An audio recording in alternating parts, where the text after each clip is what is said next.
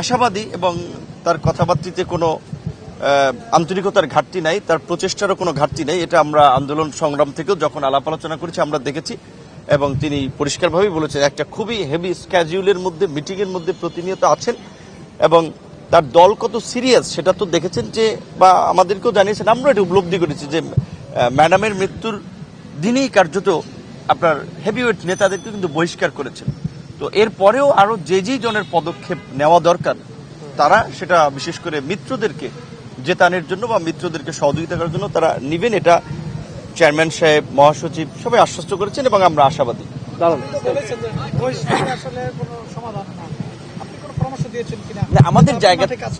আমাদের জায়গা থেকে আমরা বলেছি, দেখেন বড় দল কিংবা আমাদের মতো ছোট দলেও আমরা এই মনোনয়ন বা প্রার্থীতে হ্যান্ডেল করতে গিয়ে দেখেছি একাধিক আসনে 2-3 জন আগ্রহ পোষণ করছে। কাজে বড় দলে তো এই চাপটা থাকবে এবং 17 বছর তারা নির্বাচনে ভোটে অংশ নিতে পারে নাই, কিন্তু বহিষ্কার করলে তো অনেকে আরো ডেসপারেট হয়ে যাবে বা বহিষ্কার করলে তো দলের নিয়ন্ত্রণের বাইরে চলে যায়। সেই জায়গা থেকে আমরা আমাদের জায়গাতে পরামর্শ দিয়েছি যে বহিষ্কার না করে বরঞ্চ বা যাদেরকে করাও হয়েছে তাদেরকে ডেকে যদি কথা বলে সেটা পার্টির জন্য ভালো এবং মিত্র সংগঠন হিসেবে আমাদের জন্য ভালো। আমরাও স্থানীয় পর্যায়ে যারা আছেন তাদেরকে নিয়েই কাজ করতে চাই।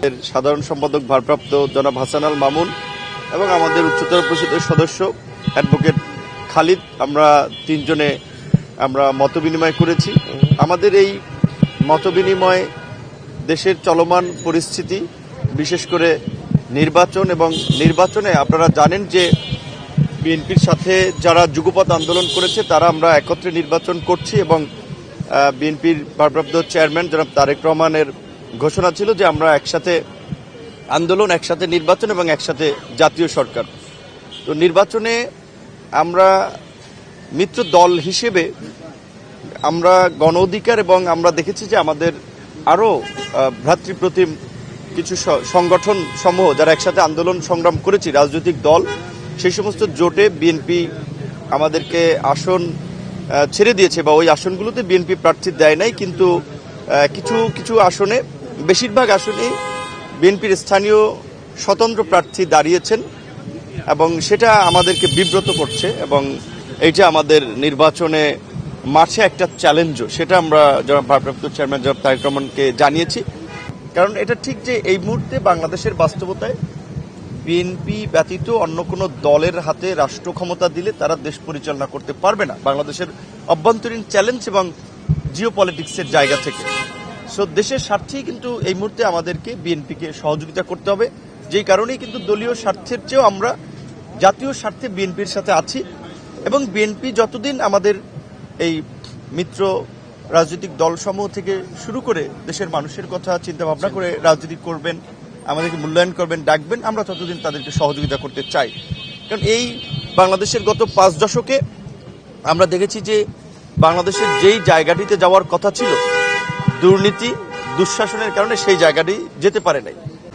সেই সমস্ত প্রার্থীদেরকে ডেকে কথা বলবেন এবং তাদেরকে আমাদের সাথে কাজ করানোর নির্দেশনা দিবেন।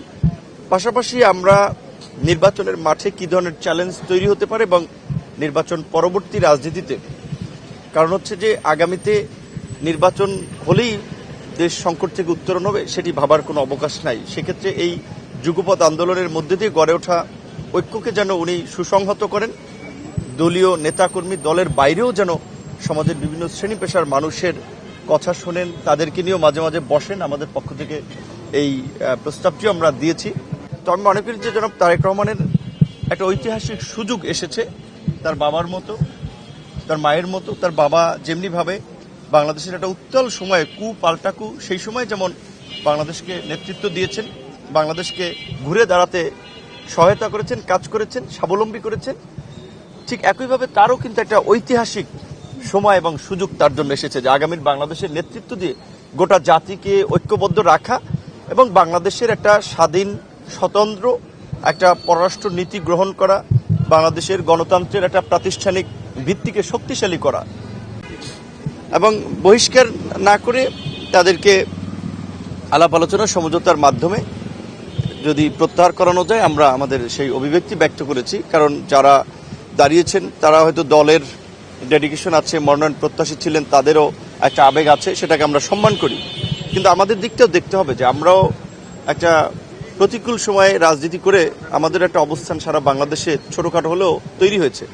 তো দেশ জাতির বৃহত্তর স্বার্থে কিন্তু আমরা মাত্র বলা চলে অল্প কিছু আসনে আমরা আসন সমঝোতা করেছি। সেখানে যদি আবার বিএনপির প্রার্থী থাকে, এটা বিএনপির জন্য কিন্তু একটা ইমেজ সংকটের কারণ হয়ে দাঁড়ায় যে দলের শৃঙ্খলা বা নেতারা দলের কথা শুনছেন না।